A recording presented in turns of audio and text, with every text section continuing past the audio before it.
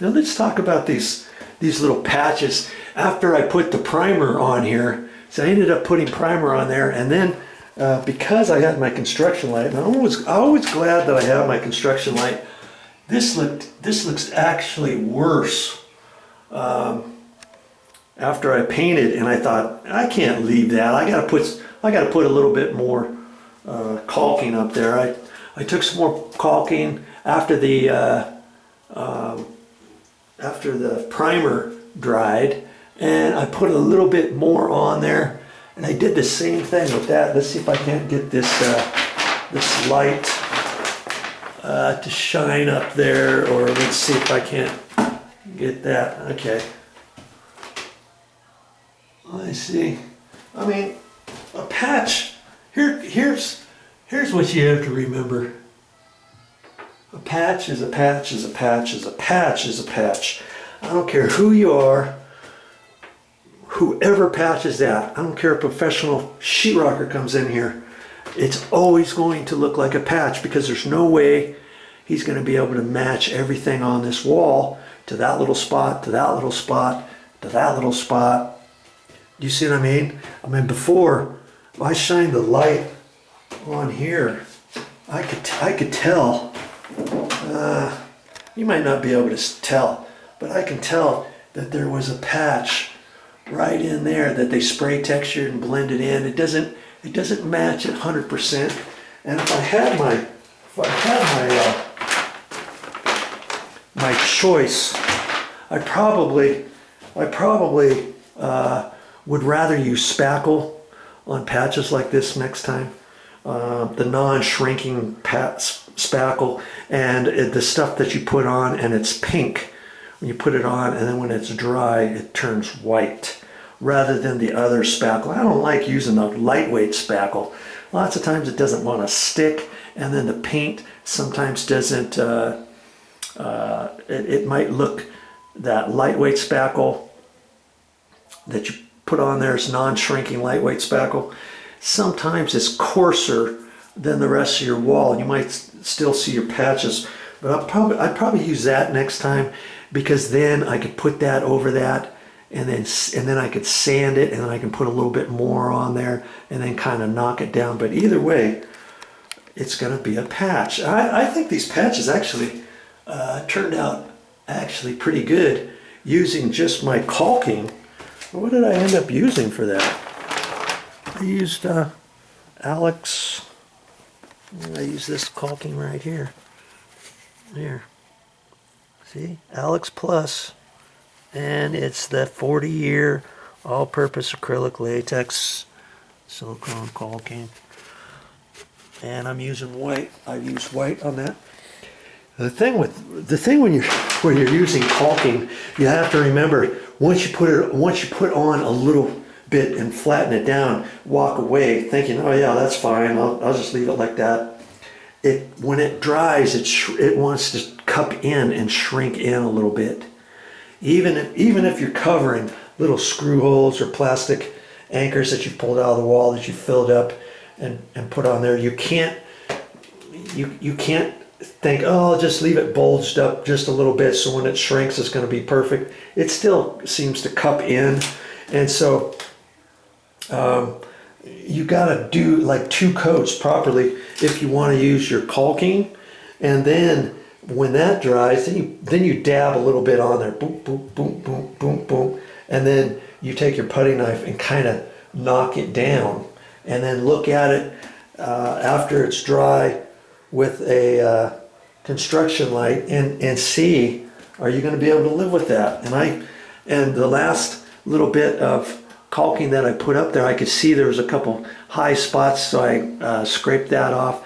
And then because I had the light on here, I knew a little bit about where to put a little bit more and kind of knock it down. Because see, let's just take the light off. I'm gonna take the light off. You look at that patch. I mean, it looks fine. It looks fine, but when you turn the light on it, you'll be surprised that sometimes you think a patch looks okay, and then you put a construction light on it, and you think, I can't leave that patch like that. I got to work on it a little bit more. So just work on it a little bit more. But, you know, if somebody wanted to really fix this wall once and for all, let's say you're doing a major remodel and you want to fix everything. Well, a sheetrocker would come in here, he'd float out this entire wall. Boom. Float out the whole thing, skim it out, sand it, tight skim it, and get it nice and perfectly baby smooth. Sand it again, and then if you wanted any type of spray texture, you could spray it on there and everything would match up. Or if you wanted to, you could skim out all the walls, you could skim out the ceilings, sand everything, and leave everything smooth wall finish. I mean, I've done that before too. I've seen walls like that, and they look really good. Then if you ever need to patch a wall like that, it's real simple, because once you get it smooth and sanded and stuff and blended in, you don't have to match whatever spray texture's on the wall, let's say. Okay.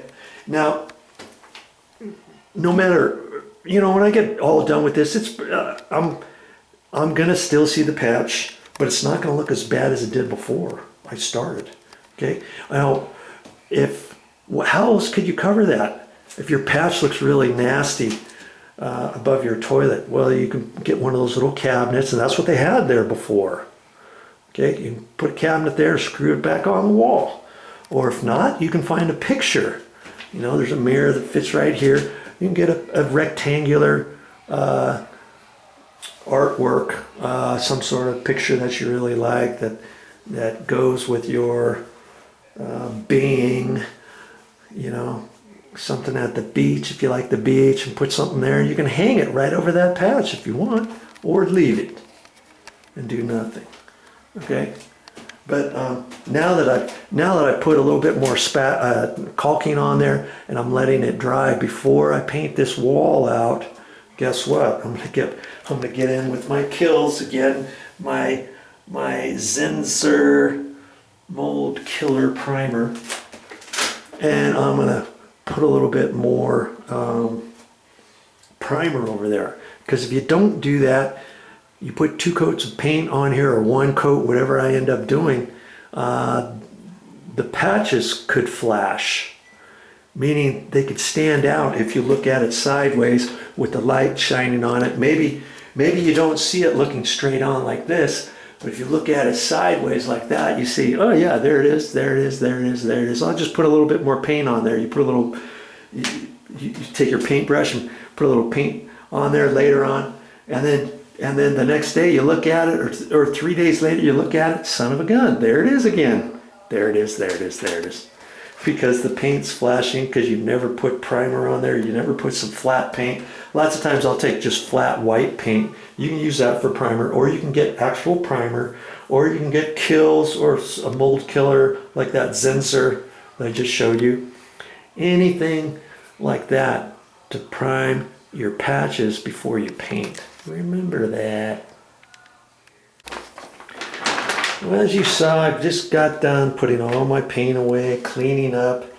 You want to get everything clean. See, this plastic was where I rolled up the roller in there, and when I did the second coat, by the way, that roller cover worked just fine because it was all still nice and wet. I can still save this piece of plastic after that dries, and then next time I use the roller, I'll roll it up from this end, or I can flip it around on the back side or something, you know. And of course I'll be having to use that next time I'm in this bathroom with the mini roller painting these walls out. And see, here's my extension pole, my painter's pole, my broom handle. Look how nice and clean it is.